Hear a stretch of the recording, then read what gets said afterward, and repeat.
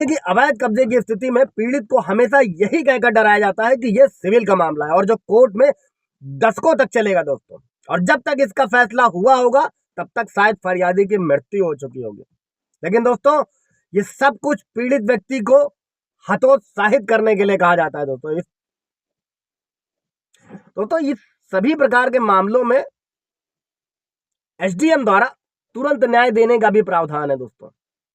अगर कोई भी दबंग व्यक्ति या कोई भी पड़ोसी आपके खेत, मकान या कोई जल स्रोत है, कुआं है, तालाब है, और अगर कब्जा कर लेता है तो दोस्तों बिना सिविल मैटर में जाए एसडीएम से कैसे तत्काल बेस पे कब्जे को खाली कराना है, समस्या का समाधान कराना है, ये धारा है सीआरपीसी 145, जिसमें आपको तुरंत न्याय मिलेगा।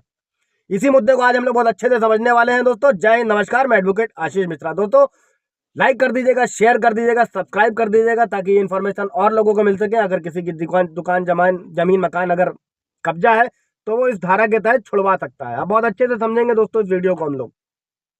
तो सीआरपीसी 1973 की धारा 145, अगर किसी भी कार्यपालक मजिस्ट्रेट को किसी भी पुलिस अधिकारी या अन्य किसी व्यक्ति की शिकायत पर यह सूचना मिलती है कि किसी अन्य व्यक्ति की निजी भूमि पर किसी व्यक्ति ने वर्तमान समय में जबरदस्ती कब्जा कर लिया या विवाद से इस स्थिति में शांति भंग होने की संभावना है दोस्तों या आशंका है, तब मजिस्ट्रेट कब्जाधारी व्यक्ति को 145 के अंतर्गत आदेश जारी करेगा। आप साधारण शब्दों में समझते हैं दोस्तों कि अगर कोई भी किसी की जमीन पर अवैध कब्जा कर लेता है तो जो मजिस्ट्रेट होगा, जब मजिस्ट्रेट के पास कंप्लेंट पहुंचेगी तो वो कुछ आदेश जारी करता है। वो क्या आदेश जारी करेगा इसको समझते हैं कि सबसे पहले तो एसडीएम कब्जाधारी व्यक्ति से भूमि यानी कि जो जमीन है अथवा जल स्रोत यानी कि कुआं, तालाब, ट्यूबवेल, नल के जो स्वामित्व मतलब उसके मालिकाना से संबंधित जो दस्तावेज होंगे उसकी मांग करेगा जिसने कब्जा किया हुआ। और यदि कब्जाधारी व्यक्ति कोई दस्तावेज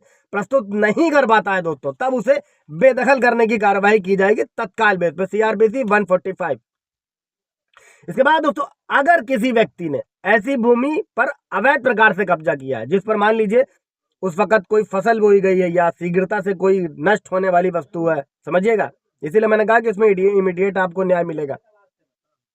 और तब मजिस्ट्रेट ऐसे वस्तु की बिक्री जो होती है वो तुरंत करवा सकता है। मान लीजिए किसी जमीन पे कब्जा है, वहां पे फसल बोई गई है तो उसकी बिक्री होगी और वो अगर कब्जाधारी पेपर नहीं पेश करेगा तो जो एक्चुअल मालिक है उसको मिलेगा। अगर दोनों में से एक पक्षकार भूमि संबंधित प्रमाण अगर किसी वजह से नहीं दे पाते हैं तब मजिस्ट्रेट दूसरे पक्षकार को भूमि का कब्जाधारी मानेगा दोस्तों। मतलब कोई भी एक पक्षकार अगर नहीं साबित कर पाता है तो दूसरा पक्षकार स्वामी होगा। और एक चीज और नोट रखिएगा दोस्तों कि यहाँ पर मजिस्ट्रेट उसी भूमि या जल के विवादों का निपटारा करेगा जिस पर वर्तमान समय में किसी दबंग व्यक्ति का अवैध कब्जा है और वो भूमि को छोड़ नहीं रहा है। लेकिन अगर कोई अधिकार मतलब कोई जो विवाद है, भूमि संबंधी जो विवाद है अधिकारों से लेकर है, मान लीजिए बंटवारे का है वैसा है, तो ऐसे व्यक्ति को सिविल कोर्ट में ही अपनी अपील प्रस्तुत करनी होगी, ना कि एसडीएम और डीएम न्यायालय में, अगर अधिकारों से संबंधित रिलेटेड है। तो ये समझिएगा दोस्तों कि अगर आपकी भी जमीन पर वर्तमान में गांव में खेत में अगर कोई कब्जा कर लेता है तो आप सीआरपीसी 145 के तहत उसे इमीडिएट बेस पर एसडीएम के द्वारा खाली करा सकते हैं। दोस्तों कोई सवाल जवाब होगा पूछिएगा। Thank you.